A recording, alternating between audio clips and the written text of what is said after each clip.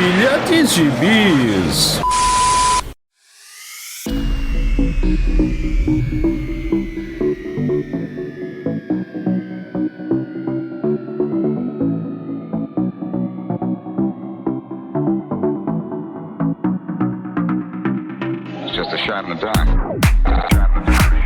E aí, jagunçada, bem-vindos a mais uma edição do Pilha de Bis, o seu podcast semanal do site Arte Final. Acesse lá www.artefinalhq.com.br para todas as edições do Pilha de Bis, dos Sete Jagunços, do Omniverse e do A Pilha do Aranha. Nós estamos em todas as redes sociais, é só procurar por @artefinalhq no Twitter, no Instagram e no YouTube. E nós estamos também no Deezer, no Spotify, no iTunes, no Google Podcasts e no seu agregador de podcast favorito.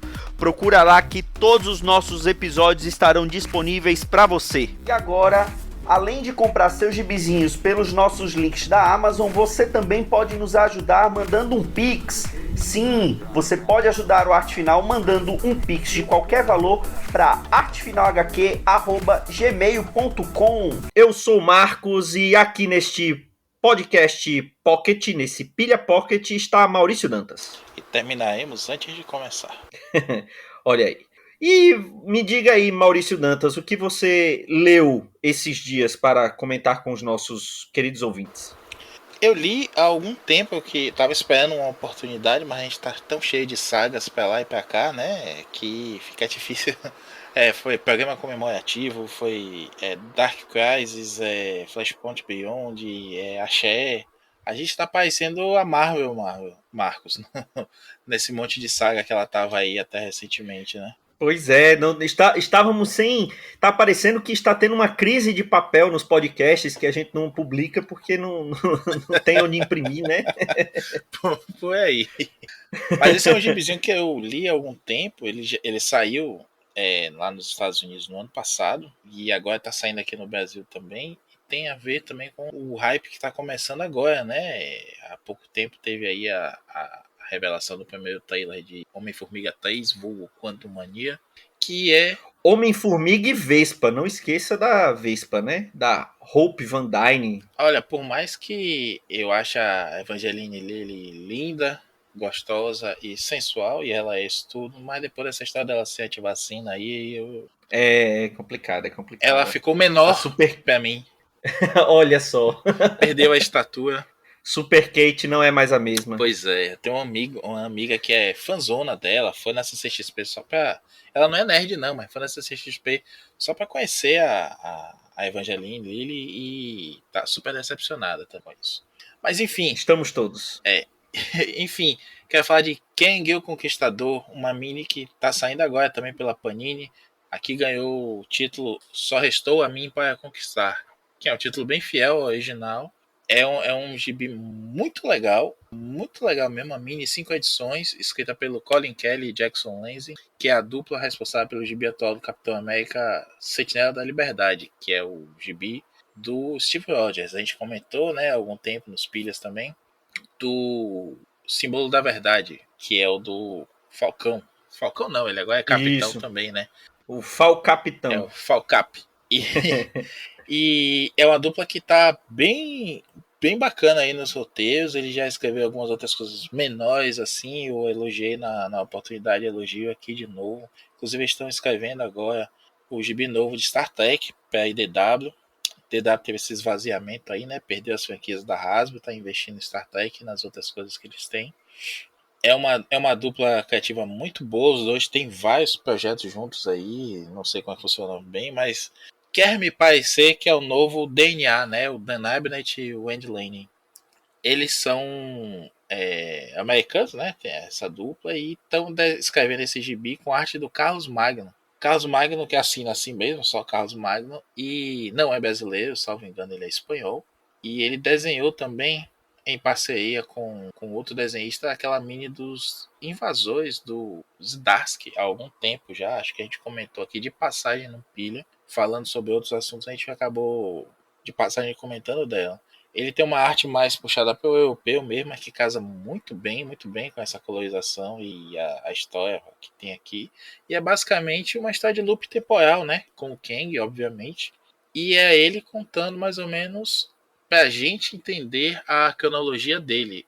Não vou dizer pra você que é um trabalho de amarração de cronologia, uma coisa tipo que o Kurt Busiek gosta de fazer, que é ir lá atrás de todas as referências, as aparições, e mostrar exatamente quem é o personagem e tentar fazer uma linha do tempo de onde ele veio, o que ele fez e como chegou até aqui.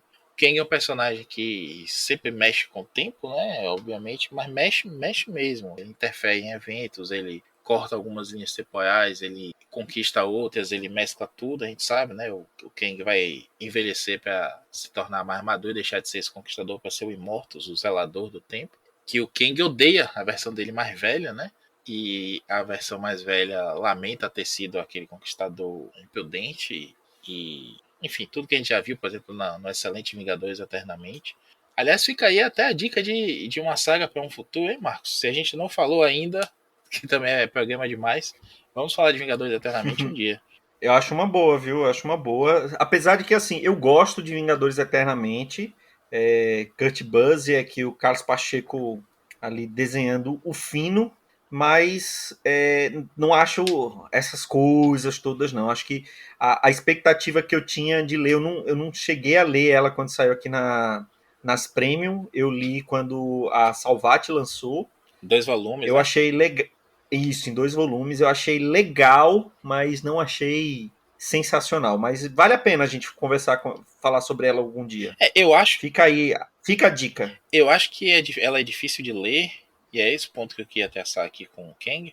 Ela é difícil de ler porque o Busiek tem esse trabalho de costureiro mesmo da cronologia, né? Então, se você não conhece aqueles eventos todos, você pode ficar um pouco perdido, mas quando tem um que você reconhece, você fala, então é aqui que encaixa, então é essa o master plan do Kang nisso tudo, enfim, dá outros significados para aqueles eventos. Aqui não tem isso não, aqui só basta você saber o básico do Kang mesmo, né? Ele foi o Fayaor Ramatut, ele brigou com o Quarteto Fantástico, ele percebeu que aquilo não era o suficiente, ele precisava de mais tecnologia, de mais avanço, tudo mais, ele evoluiu para a persona do Kang, ele tinha sido lá já o Rapaz de Ferro, né, que a gente viu depois desse retcon lá no Jovens Vingadores, mas aqui a gente vai ver a história de um jovem Kang encontrando uma versão mais velha dele e sendo treinado pela versão mais velha dele para se tornar o Kang e sem repetir os erros que o Kang cometeu ao longo da sua vida, tá? Ou seja, ele está tentando escapar desse ciclo aí,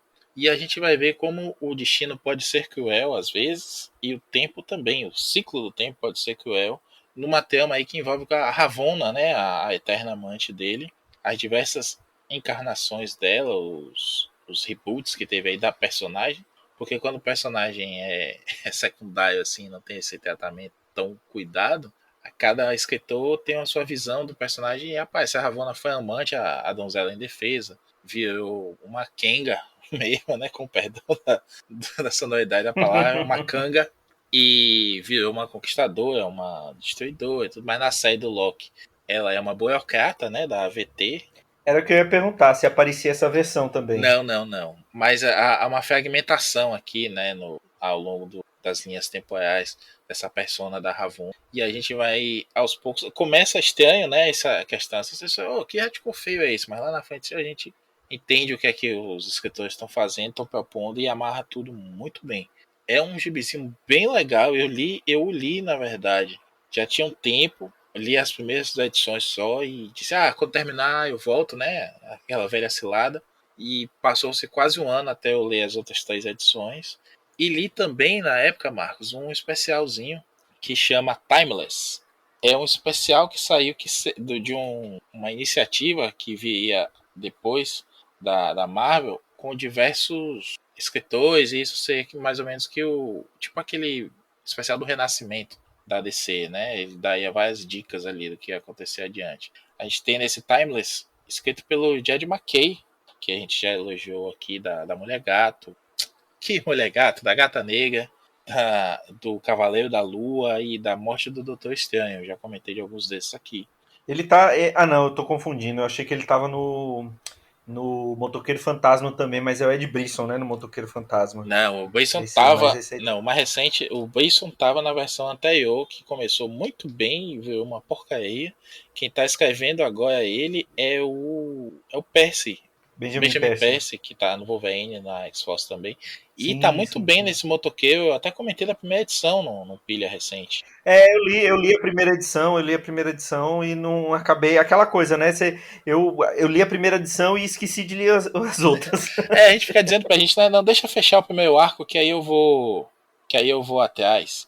Mas Exatamente. enfim, esse Timeless foi meio que abortado, porque um dos desenhistas que seria o principal, né? É o Joe Bennett. É o Joe Bennett que tá no Immortal Hulk? Ele mesmo. Então, é isso mesmo. Ia ser desenhado pelo Joe Bennett, mas teve toda aquela questão lá do cancelamento dele e tudo mais, e aí passaram pro Greg Land. É uma troca bem porca, né? Venhamos e convenhamos. Meu Deus do E o céu. Greg Land, infelizmente, não é o melhor artista para peso, né? Não sei como é que ele consegue trabalhar ainda, mas ele atrasa bastante também.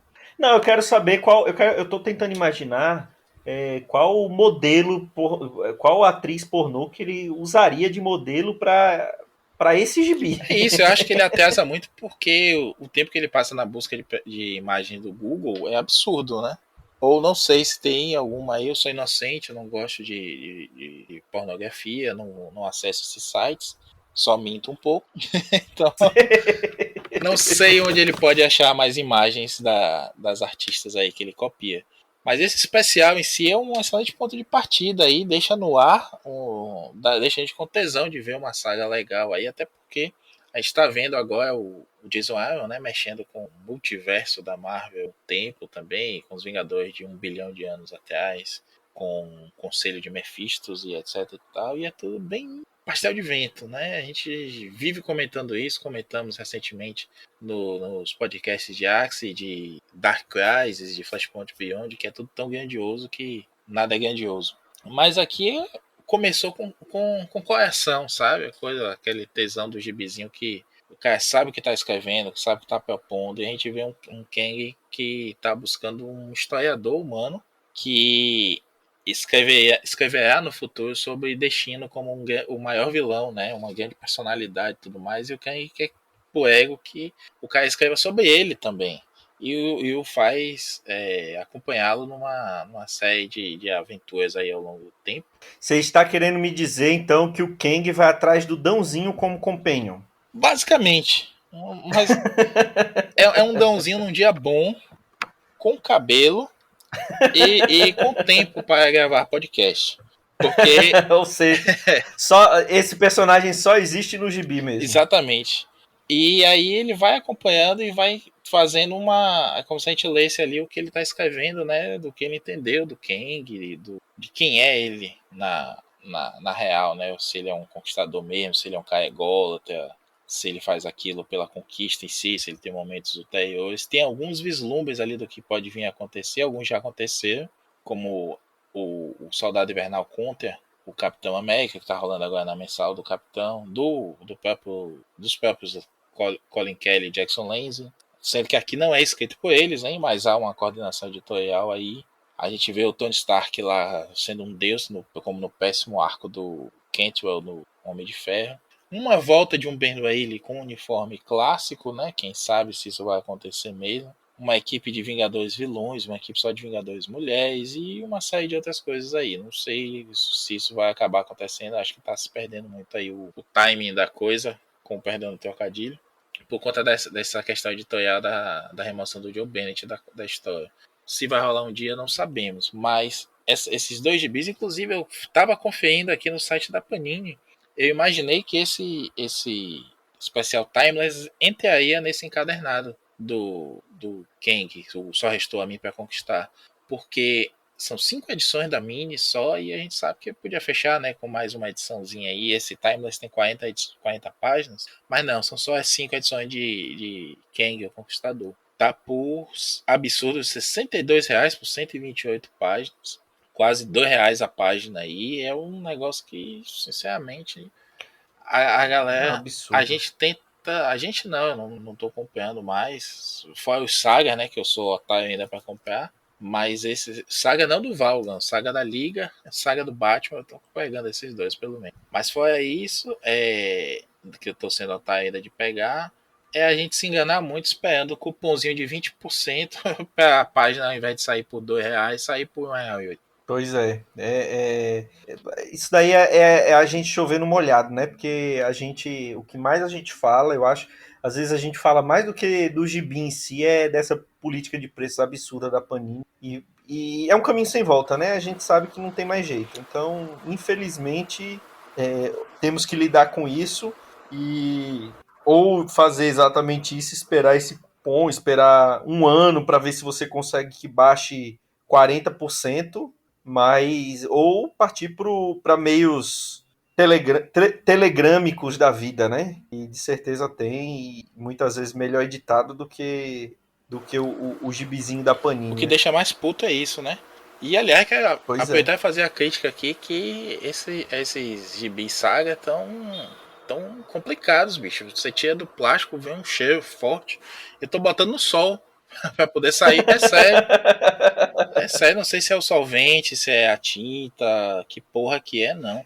Então lascou, porque eu tô aqui, tem um ano e meio desse saga acumulado aqui, eu não tirei nenhum do plástico. Quando tirar, então lascou. Pô, meu filho, tiro, eu tô fazendo assim, mesmo que eu esteja demorando de lei, agora com mudança, com a bagunça que tá a vida aqui, eu tiro do plástico, deixo uma manhã assim pegando sol aqui na janela do escritório, e aí eu boto de novo no plástico no dia seguinte, boto um duexzinho e vou me mudar com ele no plástico, pelo menos pra conservar.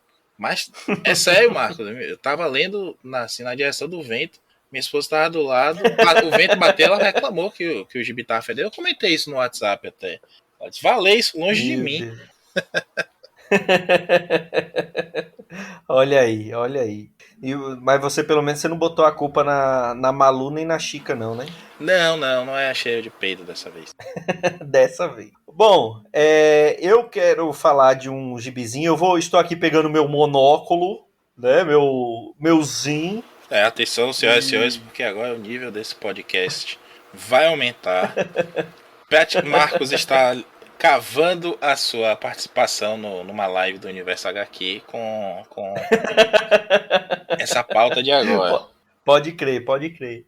Eu vou falar de gibis franco-belgas, né? De quadrinhos franco, porque gibi não é coisa de criança. HQs franco-belgas, né? Vou falar de dois gibis, vou falar de dois gibis que a gente já comentou aqui algumas vezes. De um deles, de certeza, o Dãozinho já falou. E do outro eu comentei aqui, a gente falou de todos os outros volumes, faltava só esse daqui. E o primeiro que eu quero falar é do Black Sad, o volume 5, Amarilho, que foi lançado já tem um tempinho, acho que foi um dos últimos lançamentos da SES SP, né, que ela meio que está saindo do mercado. Depois ela lançou aquela edição volume único, né, que vem quase todas os gibis de Black Sad. Eu acho que tá faltando só o último, se não me engano, já saiu um volume 6, mas esse eu ainda não tenho, que é do Juan Dias Canales e do Juanjo Guarnido, né, do o Black Sad, que a gente já falou várias e várias vezes dos outros volumes. E esse daqui específico, o Black Sad, ele tá ali no interior dos Estados Unidos, né? Ele foi ali resolver um caso com aquele amigo dele que é fotógrafo de um jornal, e ele tá ficando sem dinheiro, tal, e ele acaba arrumando um bico para levar um carro até uma cidade lá ali no sul dos Estados Unidos, né? E ele acaba passando, ele pega esse carro, uma espécie de um Cadillac amarelo, e ele passa por uma cidade chamada Amarilho. E antes disso, uma dupla ali de escritores, um cara, até um escritor meio frustrado, porque ainda não conseguiu vender o livro dele, o que é a obra-prima dele, ele não conseguiu ganhar dinheiro com aquilo. Eles acabam se envolvendo e acabam. Eles são também meio que uns vigaristas, tal, e eles acabam roubando esse carro do Black Sad, né? E aí ele tenta ir atrás para recuperar o carro, para devolver para o dono, que ele foi contratado para levar esse carro de uma cidade a outra, né? Então ele tem que ir atrás justamente para entregar o carro intacto, né? E nisso os caras vão parar no meio de uma briga de bar, um acaba matando o outro.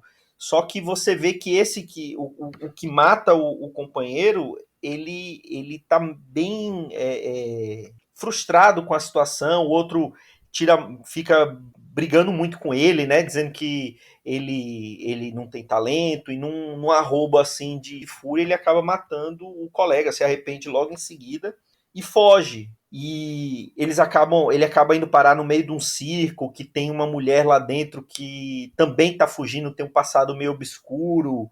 E nessas aventuras, até os policiais que estavam caçando o Black Sad em volumes anteriores aparecem aqui e vão atrás dele porque acabam descobrindo que ele está envolvido de alguma maneira nesse assassinato, porque quando eles roubaram o carro do Black Sad, eles na fuga acabou batendo com o carro, ele bate com o carro, deixa o corpo do amigo que ele matou dentro do carro e tá ali a carteira do Black Sad, né? Então os policiais, quando vão lá investigar, acham que o Black Sad tá envolvido naquela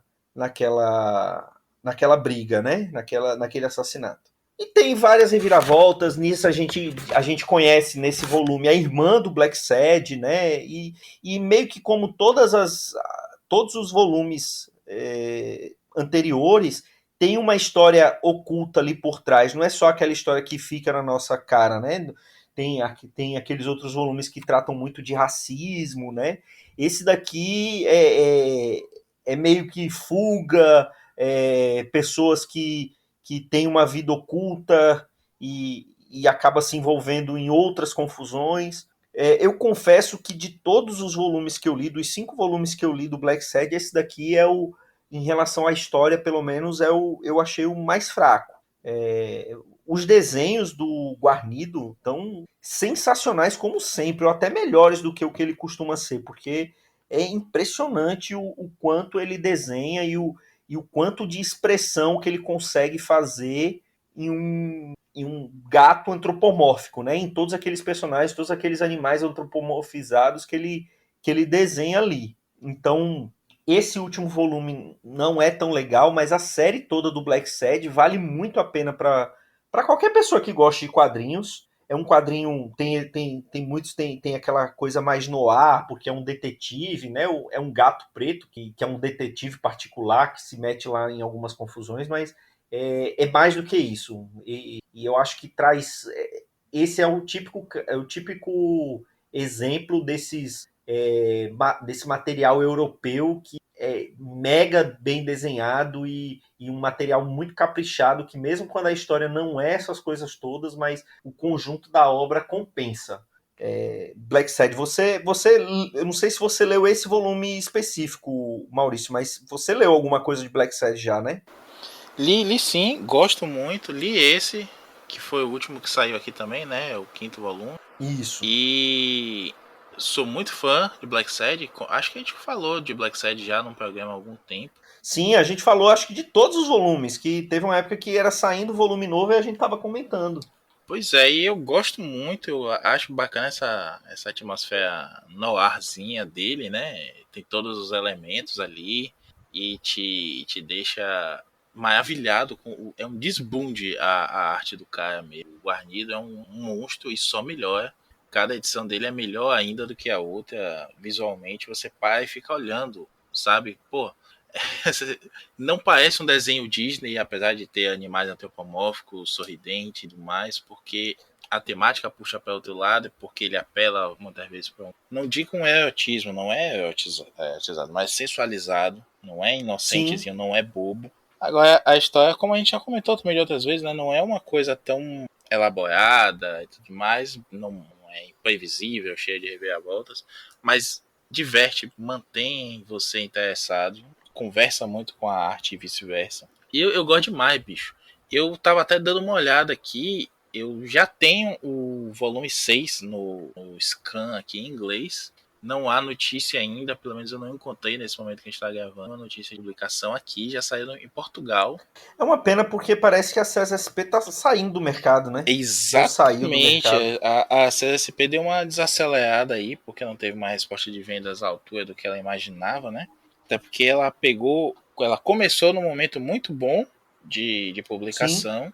E acabou que pegou aí questão de aumento de preço, encolhimento de mercado, essa supervalorização da capa dura e tudo mais. E o próprio Black Sad, apesar de ter muita gente elogiando aqui, não conseguiu ter a visibilidade que merecia. Esse sexto álbum, inclusive, na verdade é dividido em dois, saiu em duas partes, tanto lá na Europa como nos Estados Unidos. Eu tenho isso em inglês, ganhou em inglês o título de They All Fall Down. Em Portugal tá vindo aqui, então Tudo Cai, primeira parte, que é esse que está sendo lançado agora. E eu tô doido pra ler, não tive tempo ainda, mais um desse, né, que a gente diz assim, não, deixa sair o segundo volume que eu leio tudo de vez. Aí saiu o segundo volume, não, deixa eu pegar um final de semana aqui, um pouquinho maior, porque esse merece. E ainda assim não é a mesma coisa, eu vou ler no tablet, beleza, meu tablet é de 10 polegadas, mas não é aquele formatão europeu, daquele formato álbum, né, que a SESI publicou aqui, com papel bacana. Não, vai, e assim, os desenhos, na maioria das vezes, os desenhos desses álbuns europeus é até um pecado você ler isso em scan. Isso aí merece naquele papel. Ou se você vai ler de meio digital, tem que ser numa tela maior, Ultra HD, Full HD, 4K, sei lá, qualquer coisa assim. Na TV da Copa, né? Não, é isso. E o papel que a SESI usa, lá vai a gente ser chamado de sommelier de papel, mas não é isso não, gente. É que o papel brilhoso demais para um gibi desse acaba sendo chato, né?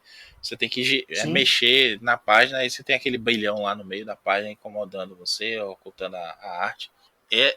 O papel que a SESI SP usa é muito bom, porque ele pega bem a tinta, não fica refletindo demais e dá vontade, parece que você tá vendo uma pintura mesmo, né, Marco? Porque a colorização é outro detalhe sensacional. Tem um desses volumes, e eu acho que não é nesse amarillo, é num anterior, que tem uma conversa do Black Sad com um personagem que acho que ele é o prefeito da cidade, alguma coisa assim, que ele é um touro, Sim. Que tem a sombra das folhas, assim, meu amigo, aquilo parece que é uma foto mesmo, assim, sabe? O contraste do brilho do dia, que é um dia ensolarado, assim, no parque, e as folhas da árvore em cima de onde eles estão tomando o café lá, batendo também, é um negócio lindo. Tipo aquelas coisas que a gente vê em anime bem feito, né? Que tem aquele balanço da sombra das árvores nos personagens. Sim. E tudo mais. Pô, dá tesão de ver aquilo. Assim, eu mostrei pra minha tiara, que é formada em artes, e ela já quis roubar o gibi pra ela também. Aqui eu tenho os 5. E vou arranjar um jeito de pegar esse sexto aí, ou europeu, ou americano, se sair aqui, porque nos Estados Unidos saíam alguns formatos, mas geralmente no formato de gibi americano mesmo, né? Não saiu nesse mesmo formato europeu. Tá mais fácil pegar em português de Portugal mesmo. É verdade. Esperar uma promoção aí. Tem na Amazon, inclusive. Eu acho que eu vi em francês na Amazon brasileira, mas eu acredito que tenha também no português de Portugal, da editora Ala das Letras. Vai estar aí no post, E o outro que eu queria falar é uma outra série que a SESI SP também lançou. Eu acho que quem falou a primeira vez dele aqui foi o Dãozinho. Eu não cheguei a falar sobre ele, porque quando o Dãozinho falou, eu acho que eu não tinha comprado nenhum volume. Eu vou falar do volume 3, que é Verões Felizes.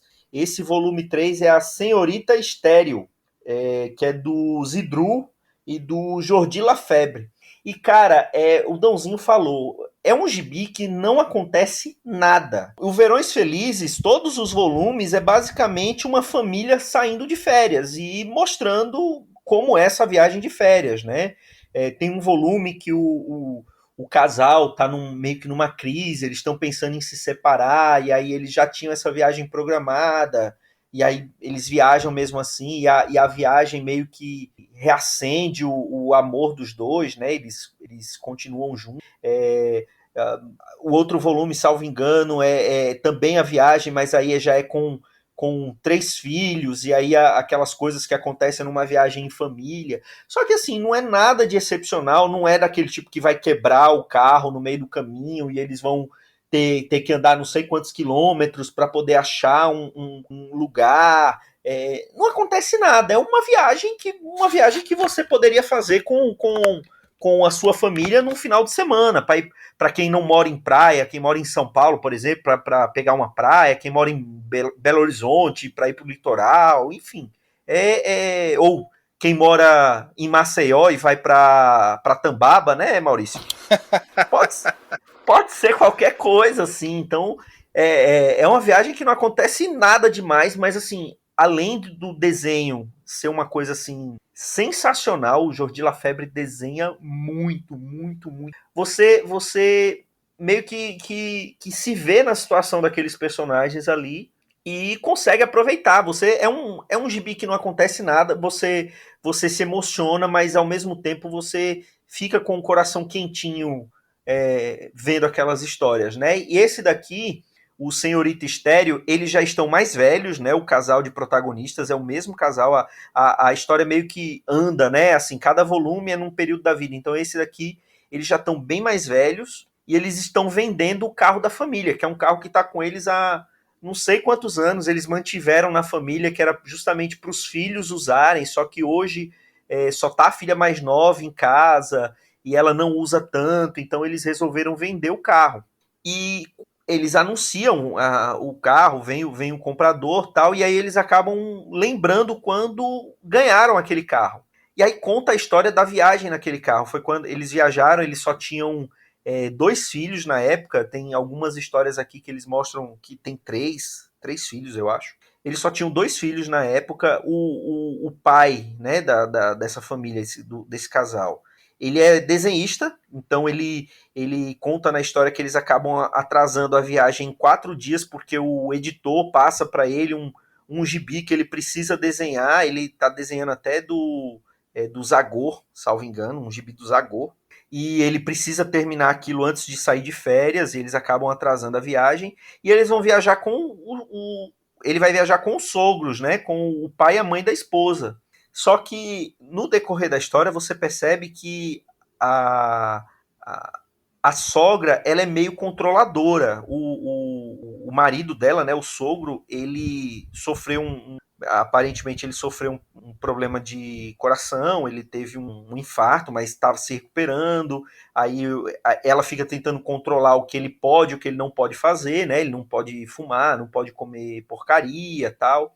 E ele, o marido, né, o pai da família, ele gosta muito, ele adora viajar de carro. Então, e ele sempre faz histórias, ele sempre cria histórias com os filhos, é sempre uma aventura. E ele queria ir para o litoral. Eles são belgas, né? Eles estão querendo ir ali para o Mediterrâneo, para a França, o sul da França, tal.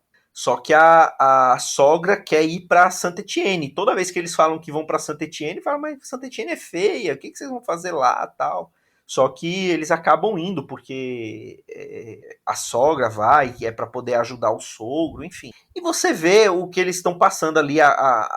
Você se coloca na situação. Você está viajando, sei lá, com os pais da sua esposa, só que a sua sogra é controladora, fica querendo dizer o que você pode, o que você não pode fazer na viagem. Você faz uma piada e ela lhe corta na mesma hora. O coitado do velho fica querendo fazer as coisas e ela não deixa. E aí eles têm lá ela tá andando com o guia Michelin para poder fazer os passeios, tal. Eles saem da Bélgica, vão para um hotel que é um hotel belga, que serve comida típica da Bélgica. Ele fala assim: para que eu queria vir pro hotel? Eu saí da Bélgica justamente para não ter essas coisas. Então, por que eu vim fazer? Não, é que é para vocês não se sentirem deslocados. E nisso vai contando as histórias. E aí você, lá pro meio do final do volume, você percebe por que a sogra é daquele jeito, né? O sogro ele tinha sido preso na época da guerra, ele ficou preso há alguns anos e foi ela que cuidou da filha sozinha. Ele conta a história que ela conseguiu uma barra de chocolate para dar para a filha, e naquela época, com toda a restrição que tinha por conta da guerra, era uma coisa muito difícil de se conseguir no mercado negro. E aí eles acabam dando meio que um desconto para ela, né, pelo fato dela ser controladora. Sempre tem aquela briga, né, no meio da história, mas aí eles acabam se redimindo, tal, se fazendo as pazes e conversando. Enfim, é um gibi assim bem emocionante, bem tocante mesmo, que você lê, você se emociona mesmo com o gibi. Tem as passagens tristes, mas tem muita coisa engraçada. Por exemplo, eles vão lá nesse hotel que o dono é belga, e o restaurante serve comida belga. Então, eles estão doidos para comer batata frita, só que a, a sogra não quer deixar o sogro comer batata frita por conta do coração. Então, ela já tinha tido uma conversa com o chefe fica dando desculpa, dizendo que não tem batata. E aí ele fala assim, ó, não tem batata. Alguém na outra mesa escuta, ele chega e fala assim, não tem batata. Ele fala baixinho, ó, mas isso é um caso de vida ou morte, é de um compatriota nosso, depois eu explico tal. As filhas dele são muito engraçadas, né? Ela não chama a avó de vó, chama de outro nome, e ela fica insistindo para chamar de avó e ela não chama de jeito nenhum. Enfim, é um gibi assim que dá esse quentinho no coração e tem essa coisa dos desenhos maravilhosos desses álbuns europeus, né? Que é impressionante. Eu não sei o que tem ali na água que eles têm esse capricho no desenho desses álbuns. Você chegou a ler também esse Verões Felizes, ou alguma coisa de Verões Felizes, ou Maurício? Eu li o primeiro, Marcos. Teve numa promoção nos bons tempos da Amazon, das promoções, né? De verdade. E eu acabei pegando ele junto com um dos Black Sad, inclusive. Quando eu completei, dos da SESI SP. E eu li o primeiro, que é o Rumo ao Sul, que é lindo Isso. também. É essa pegada mesmo que você falou. É como se fosse um domingo qualquer na vida da gente, mas que a gente tem uma lembrança boa. E que foi que aconteceu, né? Nada, mas ficou na minha lembrança aquele dia, aquele almoço, aquela coisa assim. É bem esse sentimento que você tem mesmo com esse gibi. A arte maravilhosa também. Também não sei o que é que tem na água, não, Marcos, mas eu acho que a colorização tem um papel forte também aí. Eu gosto dessa colorização meio guache, assim, uma coisa mais leve, ou aquarelada, não sei não. Eu não sei, porque assim, mesmo quando alguns desses europeus vão para o mercado americano, não tem a mesma qualidade, né? Eu não sei se é pelo fato de não você normalmente esses álbuns saem um ou dois no máximo por ano, né? Lá no mercado franco-belga, né? Não é aquela coisa de gibi mensal que a gente está acostumado com quadrinho americano ou capítulos semanais como a gente está acostumado no mercado japonês, né? É isso sem dúvida é um fator, né? Inclusive essa publicação em álbum anual, né? É o que o Jamerson, nosso amigo, defende sempre nas suas falas. E não acho que está de todo errado, não. Há uma possibilidade de apoio maior aí. Agora só quero fazer uma ressalva. Eu falei aqui da colorização, mas não é a colorização só, não. Obviamente é um fator importante aí, até pela diferença que faz em relação a essa colorização digital, muitas vezes bem qualquer nota, né, que a gente vê da Marvel, DC e tudo mais, é sempre a mesma coisa. É muito raro você pegar um cara que imprima, né, uma colorização específica. Você tem quem hoje, assim, o Jorge Fornés, o Javier Hernandes, que está nos defensores agora, do Ewing. Enfim, poucos, e a maioria, se eu citar o nome aqui, vai ser tudo de ascendência europeia também, né? Não é muito do mercado americano esse apoio todo, não, mas é coisa de efeito de computador mesmo. E aqui, os caras são bons mesmo, é nesse ponto que eu quero chegar. Não é só a colorização que faz dele bons, não. A colorização é um diferencial, obviamente, mas o traço dos caras é bom. Você pegar o Instagram do Juan Guarnido, por exemplo, puta, bicho, o trabalho de arte de lápis do cara, o Chaboté mesmo, que só faz preto e branco, né? Ele tem umas imagens, assim, os enquadramentos, a gente já falou do Chaboté no Sete Jagunços, e, bicho, o cara é um monstro de enquadramento, uma coisa bem cinematográfica. Parece que você tá vendo uma foto, né, Marcos? Quando você vê um quadro do Sim, Chaboté. sim. E E são estilos assim completamente diferentes, mas que são tão impressionantes quanto, né? Que a gente falou do Guarnido, que tem aquele estilo impressionante usando animais antropomórficos. Tá falando do Jordi Lafebre, que tem um traço mais caricatural, né? Ou mais cartunesco, né? Por assim dizer. E o Chaboté tem uma outra pegada, muitas vezes um pouco mais realista, entre aspas, mas todos eles são impressionantes, né? é isso, com certeza a questão do tempo de produção ajuda. A gente vê no Fumete, né? Mesmo nos Fumetes, a gente estava comentando outro dia do Sérgio Top também, de tanta gente de lá. Sim. De se admirar mesmo o apoio que os caras têm.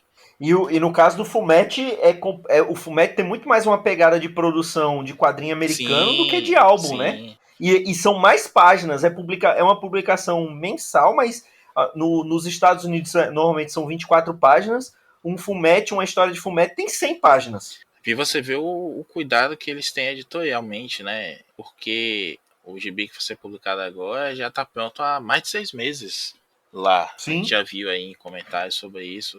A Bonelli, por exemplo, né, que a gente tem mais acesso aqui.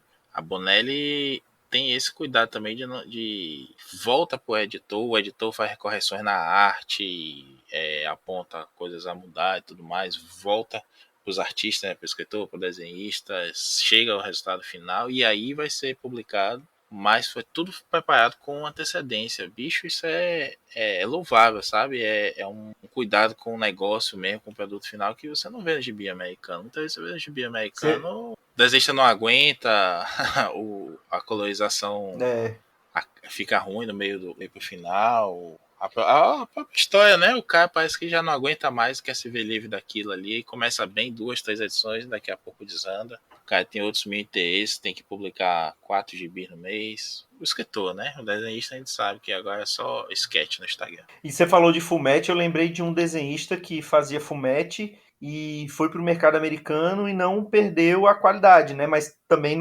não foi muita coisa que fez pro mercado americano, que é o Goran Parlov, né?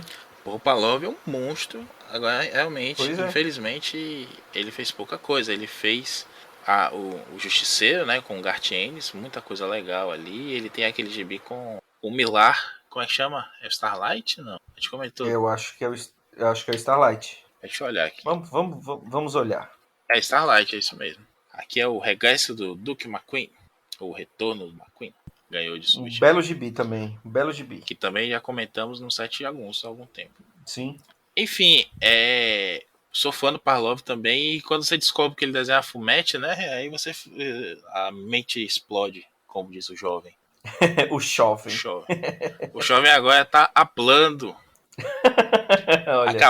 Tá acabando a modinha do explanar, agora é hablar. Meu Deus do céu, meu Deus. Você tá vendo aí, pilha de gibis também é cultura pra você, leitor, ouvinte de meia idade como nós. A não ser que você esteja calvo. Se você estiver calvo, você vai falar com o Dãozinho. Como é o nome do remédio que o Dãozinho tá tomando, Marcos? Minoxidil, né? É isso mesmo, mas ele não admite. Não é o único que ele tá tomando. Tem umas pílulas azuis aí também que ele tá tomando. É pra compensar o descompenso que dá do minoxidil. Aí ele toma esse daí também. É um coquetel de calvície. Bom, acho que é isso, né? Acho que é isso, né? Falamos muito dos gibizinhos que lemos, falamos da calvície do Dãozinho. Não temos mais nada pra falar hoje, né, Maurício Dantas? Já ofendemos bastante gente aí e já falamos de algumas coisas legais também. Ou seja, apenas mais um pilha. Vamos pedir perdão a quem se sentiu ofendido, né? Mas só se sentir ofendido e só para quem se sentiu ofendido. E torcendo aí, Márcio, que você consiga ser chamado aí para uma live do Universo HQ. Gratiluz. Fiz minha parte, né? Espero tê-lo ajudado aí. Gratiluz. Vou pegar minha boina e minha camisa listrada e uma baguete debaixo do braço. Pão com axe. Não, pior que isso me lembra quando eu estudava na UFAL, Universidade Federal de Alagoas, tinha na lanchonete que ficava lá no bloco de computação, eu ia pedir lá um sanduíche pro seu Anísio, saudoso seu Anísio, e eu ia pedir lá um misto quente, e ele pegava o pão seda, cortava e botava debaixo do braço para poder pegar o queijo e presunto para poder colocar dentro do pão.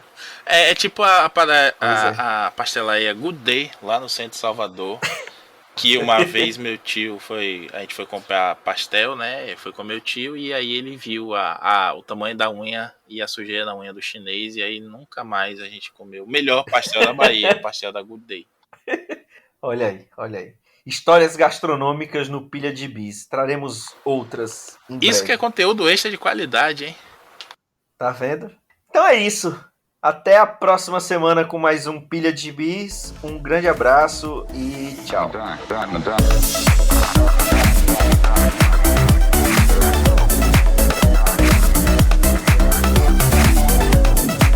Esse foi o Pilha de Gibis, mais um podcast com o selo dos cabras de qualidade do Arte Final. Gostou do que ouviu aqui? Compartilhe e acesse o site, tem muito mais conteúdo de qualidade esperando por você. Vai comprar seus gibis na Amazon? Compra acessando os nossos links, você vai ajudar a manter esse trabalho.